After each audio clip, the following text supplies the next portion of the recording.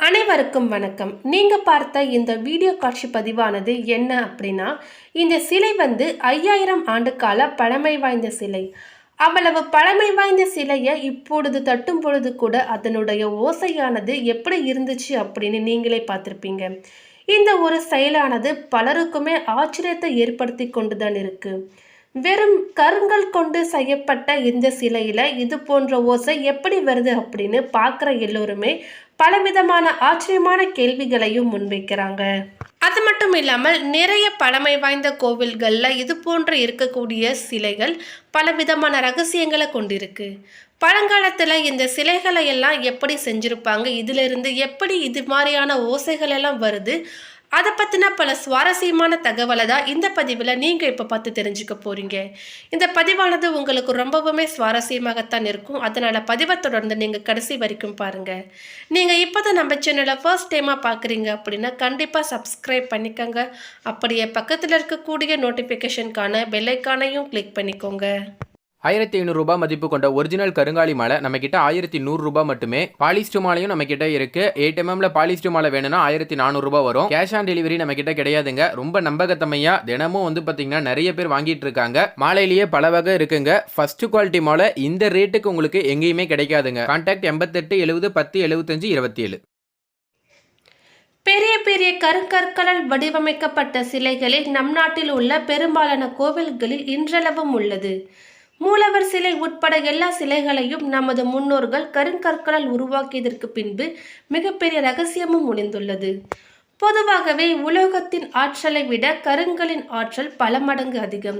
எனவே கருங்கல் எந்த சக்தியையும் தன் வசம் எடுத்துக்கொள்ளும் தன்மைகளையும் கொண்டது. இத்தகைய கருங்கல்லானது நீர், நிலம், நெருப்பு, காற்று, ஆகாயம் எனும் 5 வகை பஞ்சபூதத்தின் தன்மைகளையும் கொண்டுள்ளது. கருங்கல்லில் நீர் உள்ளது. அதனால்தான் கல் தனது இயல்பான குளிர்ந்த நிலையிலிருந்து மாறாமலும் இருக்கின்றது. பஞ்சபூதங்களின் தத்துவங்களின் ஒன்றான நிலம் கல்லில் உள்ளது. எனவேதான் கல்லில் செடி கொடிகளும் வளர்கின்றன. கல்லில் நெருப்பின் அம்சமும் உள்ளது. எப்படி எனில் கற்களை உரசும் பொழுது அதிலிருந்து தீப்பொறி பறக்கும். கல்லில் காற்றும் உள்ளது. அதனால்தான் கல்லில் தேரைகளும் உயிர் பெற்று வாழ்கின்றன. ஆகாயத்தை போல வெளியில் உள்ள சப்தத்தை தன்னகத்தை ஒடுக்கி வைத்து பின் வெளியிடும் சக்தி இந்த கல்லுக்கு உள்ளதால் தான் கருங்கலில் கட்டப்பட்ட கோவில்களில் நாம் கூறுவது நமக்கு எதிரொலிக்கிறது. இத்தகைய சிறப்பு சக்திகள் வேறு எந்த வகையான உலோகத்திலும் வெளிப்படுவது இல்லை. கருங்கலினால் வடிவமைக்கப்பட்ட கோவிலில் அபிஷேகம், அர்ச்சனை, ஆராதனைகளை முறைப்படி செய்யும் பொழுது அந்த கோவிலின் பஞ்சபூதங்களின் தன்மையும் அதிகரிக்கிறது. அத்தகைய கோவிலில் நாம் வணங்கும் பொழுது நம் உடலில் உள்ள நல்ல அதிர்வுகள் உண்டாகுவதுடன் நம் வாழ்விலும் நல்ல பலன்களும் கிடைக்கின்றது. சிவகங்கை மாவட்டம் திருப்புவனம் அருகே உள்ள கல்லுமடையில் பழமையான நாகேஸ்வரமுடையர் கோவில் உள்ளது. சுமார் 1300 ஆண்டுகள் பழமை வாய்ந்த இந்த கோவிலில் உள்ள மீனாட்சி அம்மனின் சிலையானது 2 மாதங்களுக்கு ஒரு முறை பச்சை, மஞ்சள், ஊதா ஆகிய நிறங்களில் மாறுகிறதாம். அதோடு பௌர்ணமி மற்றும் அமாவாசை நாட்களில் அம்மன் கண்களில் இருந்து ஒரு விதமான ஒளியும் தோன்றுகின்றது. இது மட்டுமல்லாமல் திருவண்ணாமலை மாவட்டம் செங்கம் பகுதியில் 200 ஆண்டு கால பழமை வாய்ந்த கோவில் உள்ளது. வருடத்தில் ஒரு முறை பங்குனி மாதம் 3ஆம் தேதி அன்று இங்கு உள்ள நந்தீஸ்வரர் தங்க நிறத்தில் காட்சியளிக்கின்றார். இந்த அதிசய நிகழ்வான முதலாக 2012ஆம் ஆண்டு பங்குனி 3ஆம் தேதி நடந்த பிரதோஷ வழிபாட்டில் தான் நடந்தது.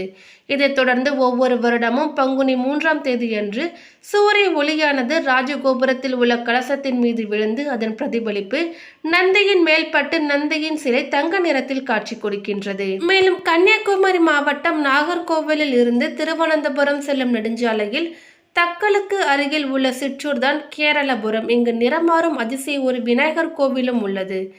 வீர கேரளபுரத்து மகாதேவர் ஆலயம் என்றும் அழைக்கப்படுகிறது. இந்த கோவிலுக்கு சிறப்பினை தந்து மக்களை வேப்படை செய்யும் இந்த கோவிலின் வெளிப்பிரகாரத்தில் தென்கிழக்கு மூலையில் அரச மரத்தடியில் அமைந்திருக்கும் அதிசய விநாயகர் 6 மாதம் வெள்ளையாகவும் 6 மாதம் கருப்பாகவும் காட்சியளிக்கின்றார். அதாவது ஆவணி முதல் தை மாதம் வரை கருப்பு நிறமாகவும் மாசி முதல் ஆடி மாதம் வரை வெள்ளை நிறமாகவும் காட்சியளிக்கிறார். அந்த விநாயகர் சிலை நிறம் மாறுவது பொறுத்து அங்குள்ள அரச மரமும் கிணற்று நீரும் நிறம் மாறுவதாகவும் சொல்கிறார்கள். இந்த அதிசய விநாயகரின் சிலையை ஆராய்ச்சி செய்த ஆராய்ச்சி வல்லுநர்கள் இந்த சிலையானது சந்தகாந்தம் என்று அபூர்வ வகையான கல்லினால் செதுக்கப்பட்டது என்றும் கூறுகிறார்கள். இப்படி பல அற்புதங்கள் நிறைந்த இந்த சிலைகளை அந்த காலத்தில் எல்லாம் எப்படி செய்திருப்பார்கள் என்பது இன்று வரை புரியாத புதிராகவே உள்ளது. பெரும்பாலான கோவில்களில் உள்ள வழிபாட்டுக்கு உரிய சிலைகள் கருங்கற்களால் உருவாக்கப்பட்டிருக்கும். சில இடங்களில் சுத என்ற சுண்ணாம்பு கலவை மார்பிள் கற்களும் பயன்படுத்திப்பார்கள். அவ்வாறு அமைந்த சிலைகளின் அடிப்படை வெறும் கல்தான் என்று நாம் நினைத்துவிட இயலாது.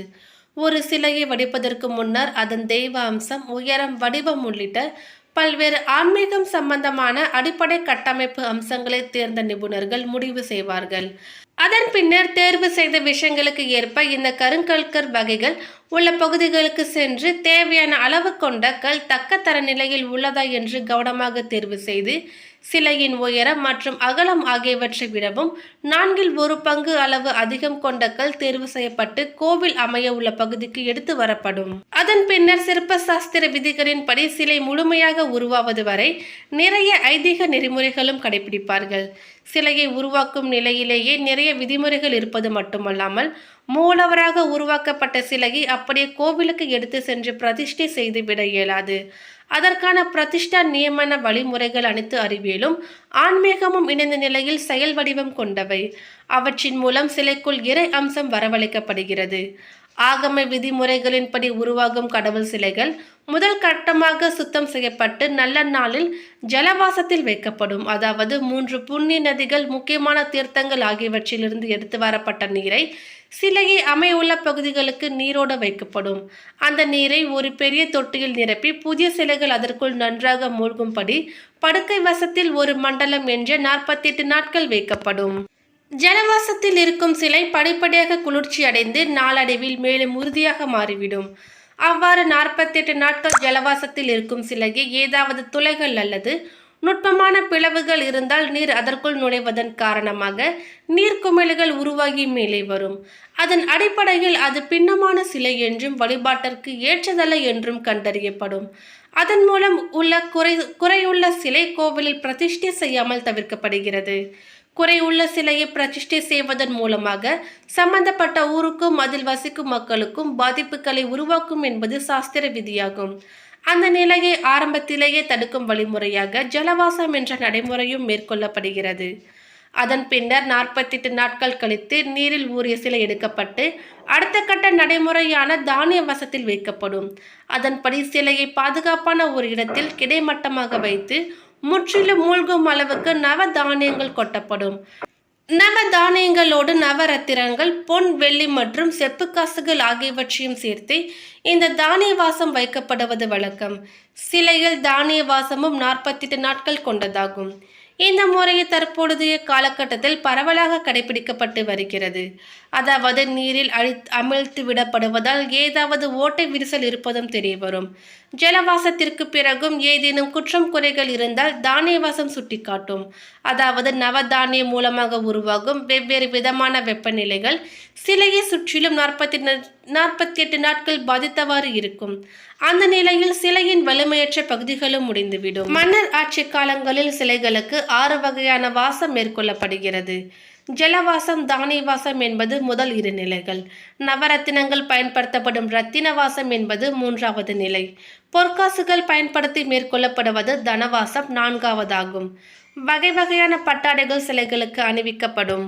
கடைசியாக ஹம்ச தூலிகா மஞ்சம் என்ற அன்னத்தின் சிறகுகளால் உருவான படுக்கை மேல் மான்தோல் அல்லது புலித்தோல் விரிக்கப்பட்டு அதன் மீது அந்த சிலை வழக்கப்படி 48 நாட்களுக்கு வைக்கப்படுவது சயனவாசம் எனப்படுவது 6வதாகும்.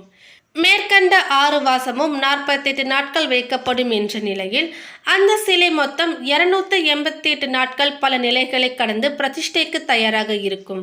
ஜலவாசம், தானிய வாசத்தில் சிலைகள் குறைகள் தெரிந்துவிடும். ரத்தின வாசத்தில் நவ கிரகங்களின் அம்சமான நவரத்தினங்களின் குணங்கள் சிலைகளுக்கு பெறும். தன, வஸ்திர, சயன வாசத்தில் இருக்கும் சிலைகள் தெய்வீக அதிர்வினை பெறுகின்றன என்பது ஐதீகமாக அந்த காலத்தில் கடைபிடிக்கப்பட்டு வந்ததாம். கருங்கல்லினால் வடிவமைக்கப்பட்ட கோவில்களில் அபிஷேகம், அர்ச்சனை, ஆராதனைகளை முறைப்படி செய்யும் பொழுது அந்த கோவிலின் பஞ்சபூதங்களின் தன்மை அதிகரிக்கிறது. அத்தகைய கோவில்களுக்கு சென்று நாம் வழங்கும் பொழுது நம் உடலில் உள்ள நல்ல அதிர்வுகள் உண்டாகுவதுடன் நம் வாழ்விலும் நல்ல பலன்கள் கிடைக்கிறது. மேலும் இந்த தகவல் உங்களுக்கு பிடித்திருந்தால் லைக் பண்ணுங்க, ஷேர் பண்ணுங்க. இது போன்ற பல முக்கியமான தகவல்களை நீங்க தெரிஞ்சுக்கிறதுக்காக எங்க சேனலை சப்ஸ்கிரைப் பண்ணிடுங்க. தேங்க்யூ.